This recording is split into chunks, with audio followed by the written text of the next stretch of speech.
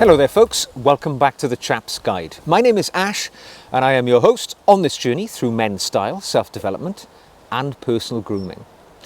Now, last weekend I went to a literary festival and I sat in a workshop with an author, and the first thing she said was, when was the last time that you was frightened or scared in your life?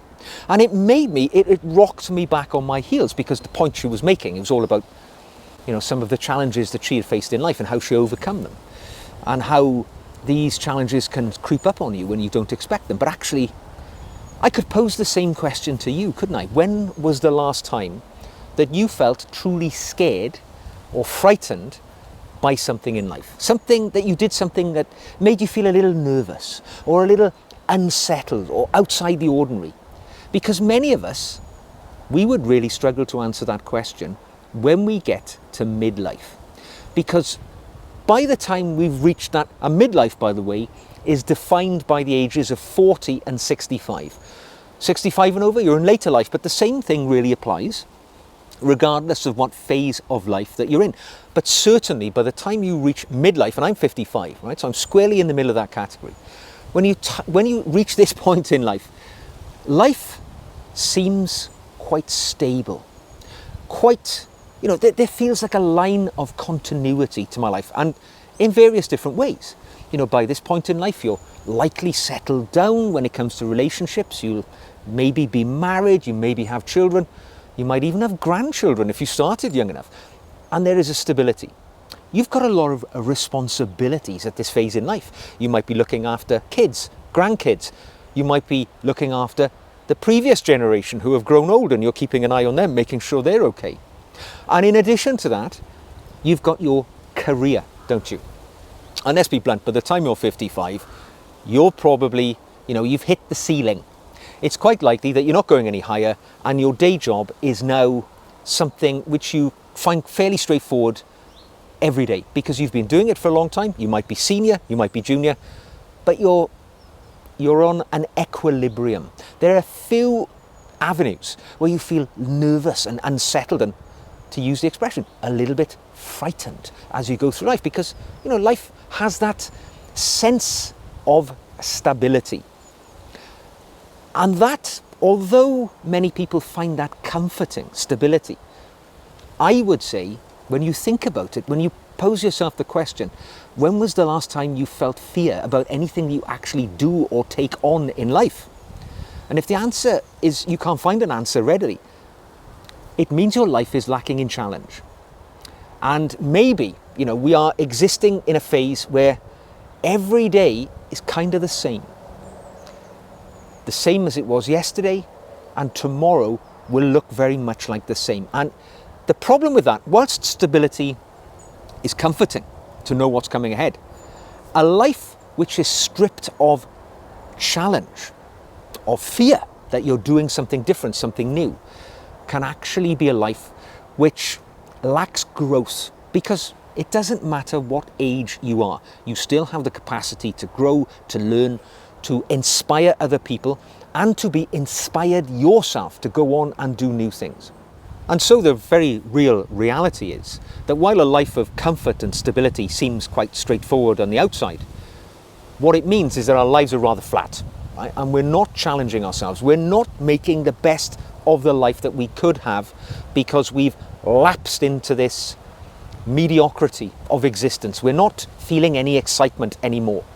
And that can be a damaging place to be, because really, think about it, right? Fear is fuel.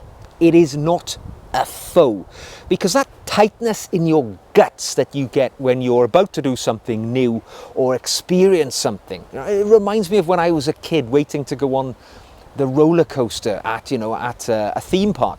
You have that tightening of the belly, you're about to do something exciting. That isn't something to be afraid of, is it? It is the feeling of trying something new.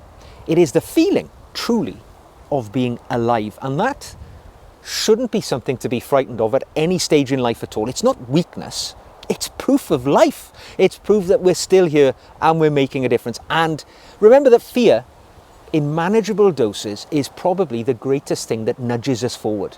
You know, if you're afraid of failure, you're never going to apply for a better job or a promotion or join a group of people or try something new, because you're stuck in that zone of sameness.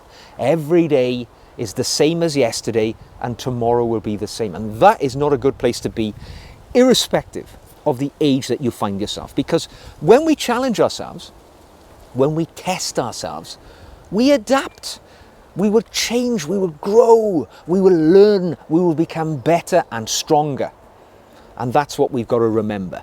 Because men in midlife, right, learning or leaning into fear is what it's all about. We want to lean into that slight sense of uncomfortableness. It gives us a renewed sense of vitality when we do that. I mean, I don't know about you, right, but I'm, as I say, 55, and I'm coming to an age, arthritis in the knee. I can't do the things that I used to do anymore. My physicality is beginning its slow, exorable slide away, because it's inevitable. We all grow older, our bodies wear out, and things change. We have to adapt. And if you're not careful, you can lapse into that mindset. Oh, well, I'm just getting older. I've got to do less things. I've got to adapt. I've got to, you know, before you know it, you're sat at home watching the Antiques Roadshow on the TV on a Sunday evening, and that's the highlight of your day. But by challenging yourself, it reminds you of your vitality. You know, you'll go out and you will do something that you didn't think you could do. Be that something physical, something mental, something emotional. You could join a new group of people and you'll find that this is an all-encompassing bunch of folks who share the same views as you. And all of a sudden, you remind yourself, I can still do this. I'm still out there. I'm still able to grow. And it gives you a confidence in yourself that you're not past it, because you're not. It doesn't matter if you're watching this and you are 90 years of age. Not only have you still got a lot to live for, but the life that you have lived is something which, you know, your challenge that gives you fear could be passing that backwards to the generations coming behind. Sharing what you've learned to help others get a shortcut in their own life to get ahead. Be that your family, your friends, or even strangers. There are ways where we can mentor the generation coming behind us, and that is a worthy purpose in life to achieve. And it is a reminder when we take on challenges which make us feel uncomfortable, right? It reminds us we're still here, we're still punching, we've still got something to give, we are growing and leading and surprising ourselves. Because once you sit back and, you know, put the Antiques Roadshow on TV, you're not going to surprise yourself anymore, right? But when you take on something a little different, it will yield an outcome for you which might be unexpected, might be exciting, and a new avenue in life. So, I'm going to give you 5 swift ways to bring challenge back into your midlife, or even if you're watching this and you're 25, or you're watching this and you're 85, it's still relevant. There are things here which you can do to grasp the challenge, to grow and inspire yourself and surprise yourself at the same time. Now, my first little tip for you here to reacquaint yourself with fear that comes with challenge is just say yes. Just say yes when a situation arises that you would instinctively say no to. Think of it as saying yes to a dare, like when you're a kid. You know, somebody says, I bet you can't ride your bike down that flight of stairs. When you're a kid, you have unlimited bravery. You'll ride your bike down that stairs, you'll break your bloody collarbone, you get up, you dust yourself off, and life goes on. You've learned from the experience. Same can happen to us at our age, or any age, when an unexpected opportunity presents itself. Maybe somebody will say to you, I'm going hiking on a 200-mile expedition. There's a space on the trip, why don't you join me? Now you would think, no chance, that's not me. Give it a second thought. Or it could be an invitation to join a group of people. Maybe there's a new club opening in your locality, a book club, something as simple as that. You know, if you're in later life and you're not as physical as you used to be, a book club, a gentleman's coffee morning, could be anything. And you think, oh, you know, meeting a bunch of strangers, that's not my bag anymore. I'm past that now. Just say yes. What on earth have you got to lose? Just say yes. You never know. It might open the door to a whole new avenue of experiences. Do not let that instinctive feeling of yours to say no thank you overwhelm the opportunity which is presenting itself to you in this unexpected invitation or whatever it might be. I do this all the time. Or I try to. Sometimes my instinct to say no, I'm always sort of guarded. I'm always putting myself away from things, recoiling away from the invitations. Right, next month, I'm going to Canada to meet a group of folks who follow this channel and other channels like this, members of what we call the Nirvana Club. Somebody said, why don't you come over the Atlantic and stage one of the meetings which we often have here in the UK? And I thought about it, it's expensive, it's a long way, I'll be away from my family for a while, I've never been to Toronto. And then I thought, speaking candidly, bollocks. You're young enough to do anything, you've got the money to do it, life is ticking away, get it done. And so I have. Next month I'll be in Canada, joining a meeting of people in Toronto to share our experiences. I will make new acquaintances, maybe even friends, because I said yes when the opportunity presented itself. Make sure you say yes too. Now my next tip for you does involve a little bit of bravery, and that is set yourself a fear-based goal.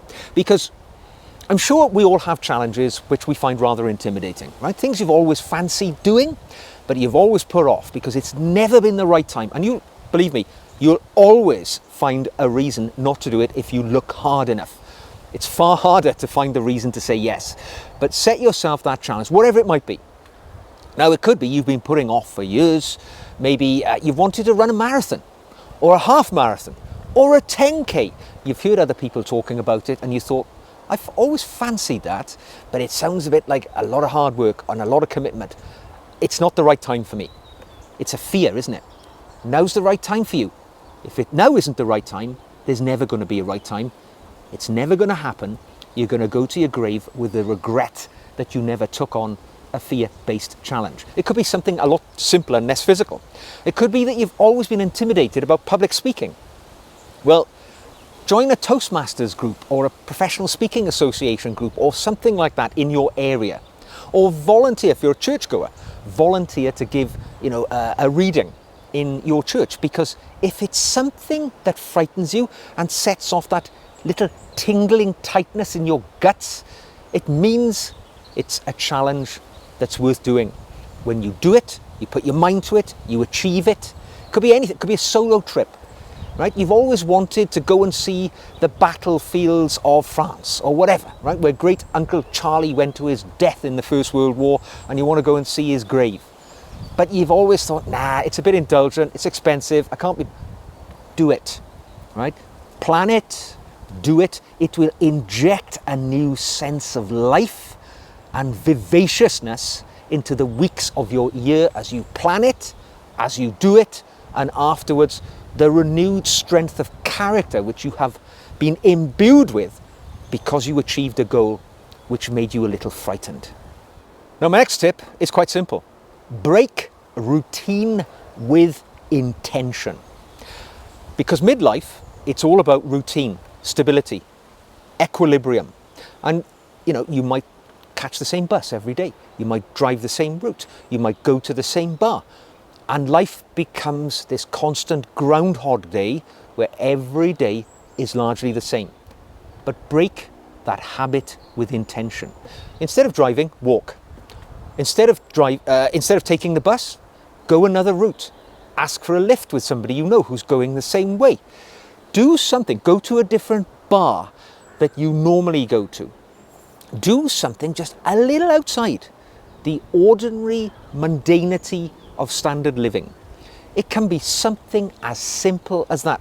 It can be something as simple as dressing differently. As I say, break your routine, but with intention. I often talk about being an intentionally well-dressed man. If you work in an office, maybe you're a tech bro or a finance bro, and all the guys are dressed in the same very casual attire, but you've always desired to up the game. Wear a sports jacket, collar and tie, nice pair of slacks, polished shoes. Do it. Break the routine with intention. People who've never spoken to you before will enter into a conversation with you because you've broken routine. You might feel a little fearful about it. You might think, by dressing this way, my co-workers are going to think I'm a weirdo. They're going to talk to me a little differently. They might shun me.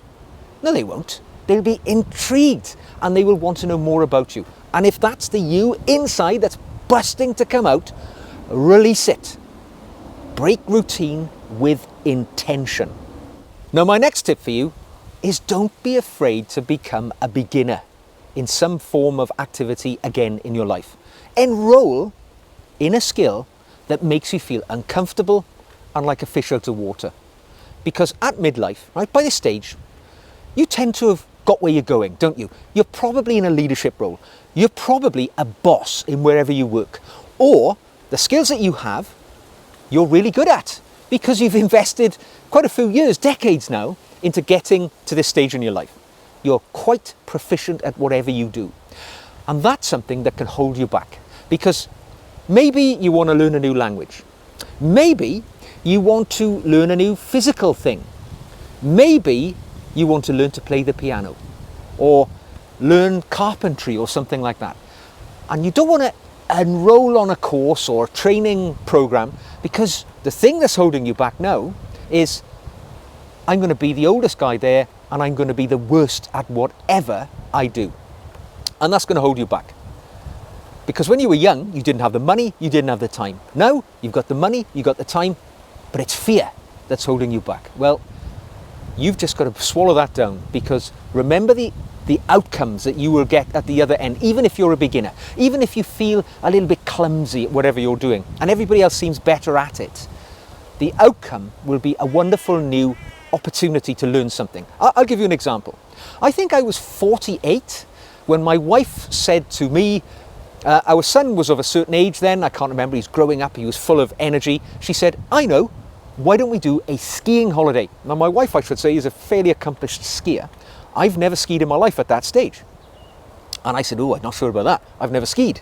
She said, let's go. You can join one of the ski schools. They'll train you up. So we went out to Canada and I joined one of the ski schools and I felt awful, right? Because I was the oldest guy. I was, as I say, late 40s. Everybody else seemed half my age. Everybody else seemed so much better than me at everything, right? They seemed to be naturally gifted and I seemed to be clumsy and useless. But actually, by the end of the week, I'd acquired the skills that made me enjoy skiing enormously. And several ski holidays afterwards, I, found a new vocation which I just loved doing. But my fear held me back. If I didn't have a very supportive wife who pushed me into it, I wouldn't have done it. Sometimes you've just got to overcome it. Don't be afraid of being the beginner in anything. Everybody starts at square one. You just got to get through it to get to those advantages which will come after. Now, my final tip for you is to change the company that you keep as you go through life, because I'm suggesting you step into something entirely new. It's going to feel a little bit strange, tightening of the stomach. You want to join a group, a Rotary Club, a women's institute, whatever, right? Whatever gender you are, whatever path you want to take. There are umpteen groups. I'm joining a group tomorrow. Well, I'm joining a livery guild in London. I'm going up to London this afternoon and I'm being sworn in, whatever, inducted into the Worshipful Company of Stationers.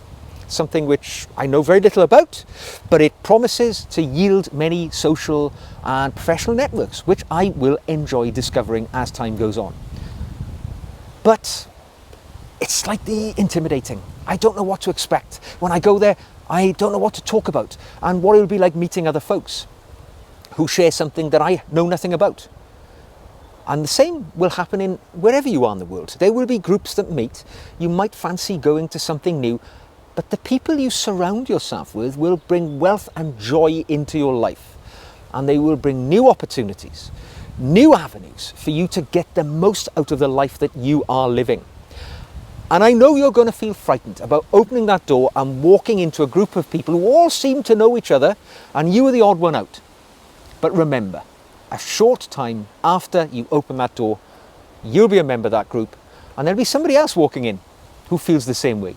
You can make them feel welcome, as the people in that room will make you feel welcome. So change the company that you keep to just alter the flow of your life and open up new avenues of excitement and challenge. So my final thought really is, remember, midlife or any stage of life isn't the point where you should be shrinking back into a life of comfort. It should actually be a time where you expand. You should have a little bit more time, a little bit more stability, and you should have the fervour and the hunger to try something new. Because when you do, your world will open up. And the final few acts of your life in this play that we're living, this great game of life, they can be the far more enjoyable. They will make you feel alive and more vibrant and desperate to cling on to every moment of this finite life that we have. So, don't be afraid. Embrace the fear, and life will bring you many things to enjoy. Now, I hope you've enjoyed today's video. If you have, don't forget to like it and subscribe if you'd like to see more like this. Ask me a question. Drop it into an email or put it into the comment section below, and you will get my avuncular advice, maybe in a future video. And if you'd like to see more of my journey to Chap Nirvana, you can become a patron. Remember, you don't have to pay to be one of my patrons. There are free tiers there, and all of them will benefit from the additional video content that I make every week for my patrons. The link's in the description box below. So, until the next time that we meet, fear nothing, because on the other side of that fear is a wonderful, joyous gift. And I'll see you very soon.